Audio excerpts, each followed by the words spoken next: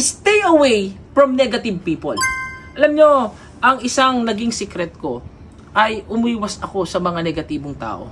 Kasi yung mga negatibong tao, ito yung humihila sa iyo pababa.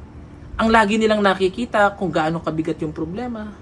Ang lagi nilang nakikita kung ano-ano yung mga hadlang along the way. Ang lagi nilang sinasabi, mag-fail ka dyan, mabibigo ka dyan. Imbis na palakasin nila yung loob mo, wari bagang sila pa yung humahatak sa iyo pababa. Kaya simula nung iniwasan ko sila, mas lumaki yung chance ko na magtagumpay sa buhay. Alam mo, kapag didikit ka sa mga positibong tao, ang laging maririnig sa kanila, ano ba yung solusyon? Ano yung dapat nating gawin para malampasan yung mga failures na ito?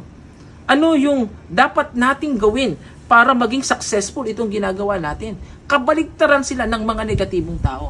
Kaya ang suggestion ko, if you really want to be successful, stay away from the negative people kasi wala silang maidudulot na mabuti sa iyo.